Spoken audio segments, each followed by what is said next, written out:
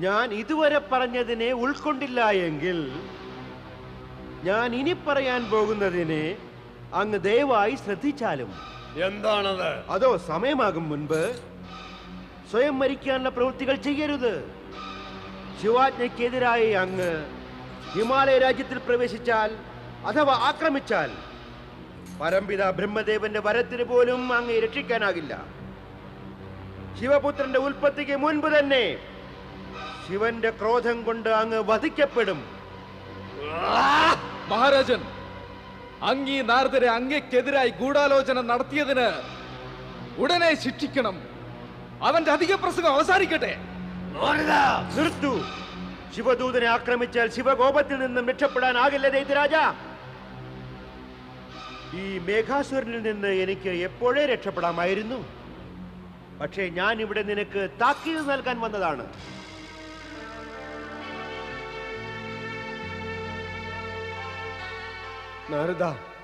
നാരദ, നീ തന്നെ ഒരു ഉപായം പറയൂ. ഞാൻ ശിവപുത്രനാൽ വധിക്കപ്പെടാതിരിക്കാൻ. ശിവനെ ആരാധിക്കൂ. ഈ ക്ഷണം തന്നെ അത് ആരംഭിക്കൂ. എവിടെ പോയി?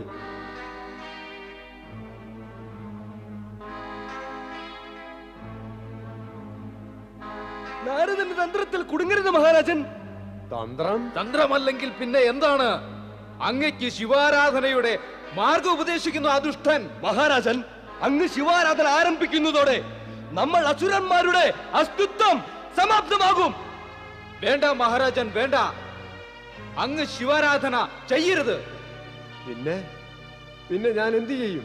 ദേവന്മാരിൽ നിന്ന് സ്വർഗം തിരിച്ചു പിടിക്കണം മഹാരാജൻ. ദേവന്മാരെ സ്വർഗത്തിൽ നിന്ന് തുരത്തണം.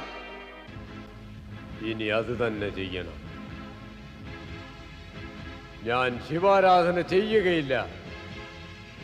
ദേവന്മാരെ ഞാൻ നശിപ്പിക്കും. അവരെ സ്വർഗത്തിൽ നിന്ന് ഓടിക്കും. ഞാൻ ശപഥം ചെയ്യുന്നു, സ്വർഗലോകം മാത്രമല്ല ത്രിലോകങ്ങളിലും സാമ്രാജ്യം സ്ഥാപിക്കും. സാമ്രാജ്യം. നാരായണ നാരായണ. നീ വീണ്ടും വന്നോ? ദൈത്യരാജ, ഞാൻ എവിടെയും പോയില്ലല്ലോ. ഞാൻ കാത്തിരിക്കുകയായിരുന്നു ഇതറിയാൻ ദുഷ്ടന്റെ ബുദ്ധി എത്ര അസ്ഥിരമാണെന്ന്. അതിപ്പോൾ കണ്ടറിയുകയും ചെയ്തു. എന്തറിഞ്ഞു നീ? അതോ ഒരു ദുഷ്ടൻ ഭയം മൂലം ചിലപ്പോൾ ഭഗവാന്റെ നേരെ തിരിഞ്ഞേക്കും. പക്ഷേ അവന്റെ ദുഷ്ടത എന്നേക്കുമായി അവസാനിക്കില്ല. അവസാനിക്കുക അവന്റെ പ്രാണനോടൊപ്പമായിരിക്കും. നാരദ! നാരായണ നാരായണ നാരായണ ശ്രീമൻ നാരായണ നാരായണ നാരായണ.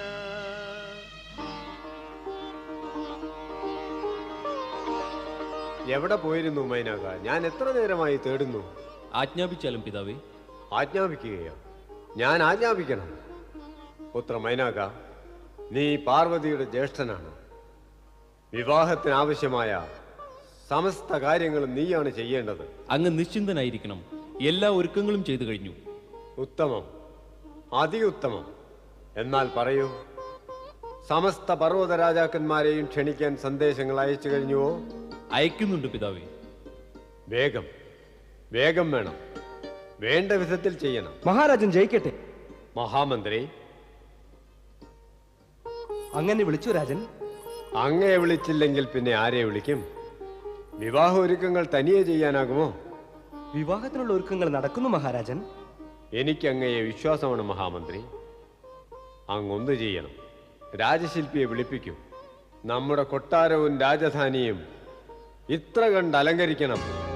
വരുന്ന അതിഥികൾ ആശ്ചര്യം കൊണ്ട് ചകിതരാകണം. നമ്മുടെ അതിഥികൾക്ക് വസിക്കാനുള്ള സൗകര്യങ്ങൾ ഏർപ്പെടുത്തണം. അവർക്ക് അല്പം പോലും ശ്രമം തോന്നരുത്. അവിടുത്തെ കൽപ്പന പാലിക്കപ്പെടും മഹാരാജൻ. നിൽക്കൂ നിൽക്കൂ. താങ്കൾ എവിടെ പോകുന്നു? എനിക്ക് ഇനിയും പറയാനുണ്ട്. എന്താണ് പറയാൻ വന്നത്? ശിവന്റെ സംഘത്തിൽ സർവ്വദേവന്മാരും ഉണ്ടായിരിക്കും.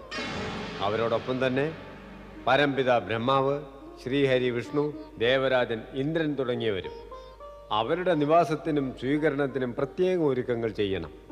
തീർച്ചയായും മഹാരാജൻ. സമയം കളയരുത്. ഉത്തരവ് മഹാരാജൻ. മഹാരാജൻ, മേനാറാണി ഇവിടെ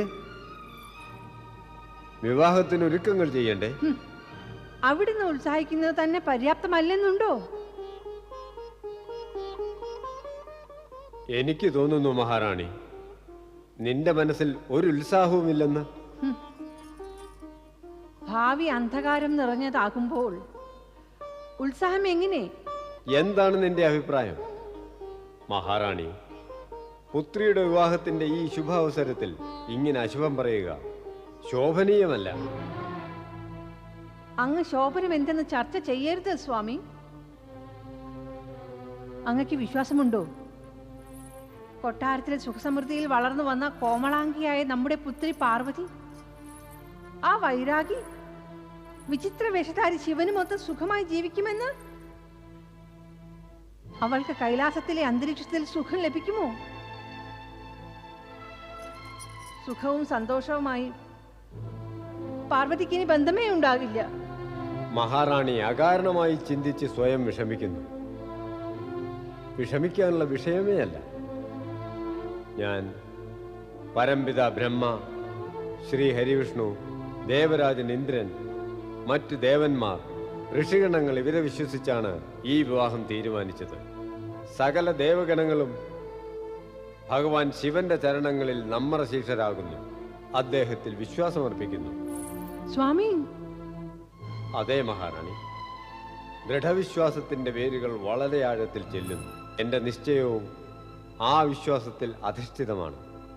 മഹാറാണി, പാർവതി എന്റെയും കൂടെ പുത്രിയാണ് നിന്റേതുപോലെ. ഞാൻ അവളുടെ അഹിതം ഇച്ഛിക്കുമോ?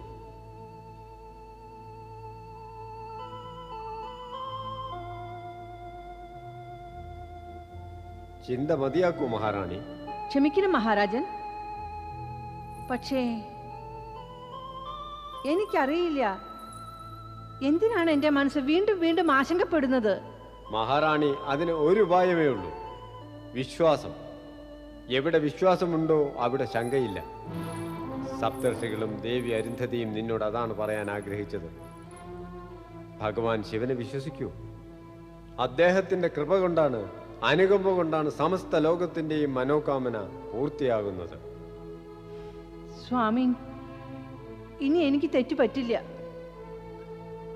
നടക്കൂ മഹാറാണി, വിവാഹത്തിനൊരുക്കങ്ങൾ ചെയ്യണം. ദേവർഷി നാരദൻ സന്ദേശങ്ങൾ നൽകി തുടങ്ങിയിരിക്കും.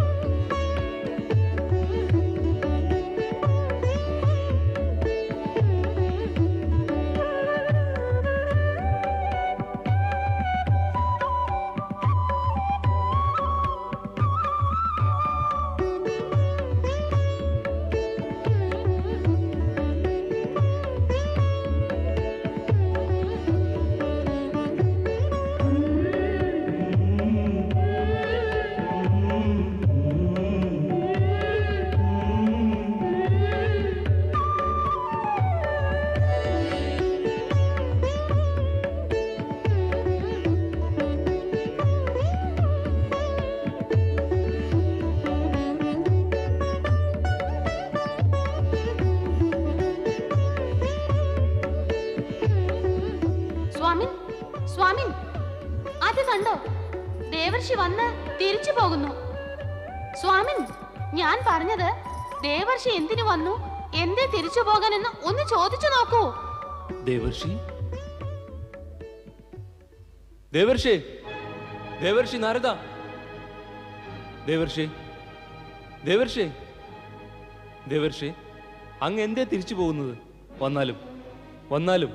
വന്നു കഴിഞ്ഞല്ലോ ദേവരാജ, പക്ഷെ പിന്നെയും എന്തുണ്ടായി? പിന്നെ പിന്നെ എന്തുണ്ടാകാനാ ദേവർഷി?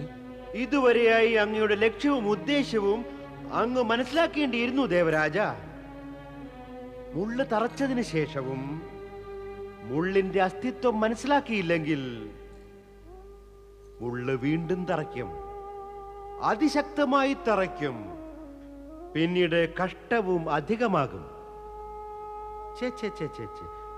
കഷ്ടം വരുന്നതിന് മുൻപേ അങ്ങ് കഷ്ടത്തിന്റെ സാഗരത്തിൽ മുങ്ങിപ്പോയി. ഞാൻ കരകയറ്റാം ദേവരാജ, വരണം. നാരായണ നാരായണ. ഞാൻ നിങ്ങൾ ദേവന്മാരോട് അത്യന്തം സുഖദവും ഹർഷവർദ്ധകവുമായ വിവരം പറയുവാൻ വന്നതാണ്. പറയൂ ദേവർഷേ, വിളംബമരുത്. എന്താണ് ആ ശുഭവിവരം? പറയാൻ വന്നത് പറയാൻ ദേവി സജി. പക്ഷെ അങ്ങ് ശാന്തയായിരിക്കൂ. വരുന്ന മാർഗശീർഷ ശുക്ലത്രയോദശി നാളിൽ. വേഗം പറയൂ ദേവർഷേ, എന്താണ് വരുന്ന മാർഗശീർഷ ശുക്ല ത്രയോദശി നാളിൽ? ഭഗവാൻ ശിവന്റെയും ദേവി പാർവതിയുടെയും വിവാഹം. ദേവാദിദേവൻ മഹാദേവൻ ത്രൈലോക്യനാഥൻ ഭഗവാൻ ശിവശങ്കരൻ വിശ്വനാഥൻ.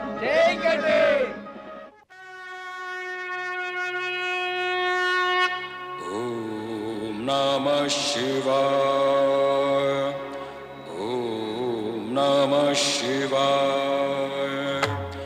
ഓം നമഃ ശിവായ. ഓം നമഃ ശിവായ. ഓം നമഃ ശിവായ. ഓം നമഃ ശിവായ. ഓം നമഃ ശിവായ. ഓം നമഃ ശിവായ. ഓം നമഃ ശിവായ. ഓം നമഃ ശിവായ.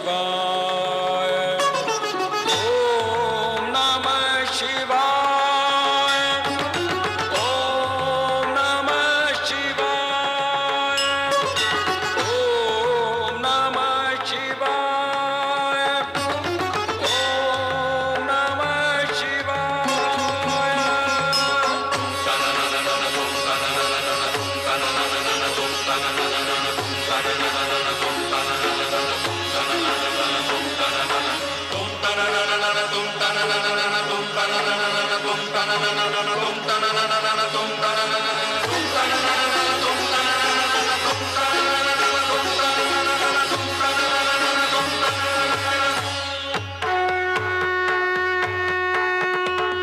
ഓം നമഃ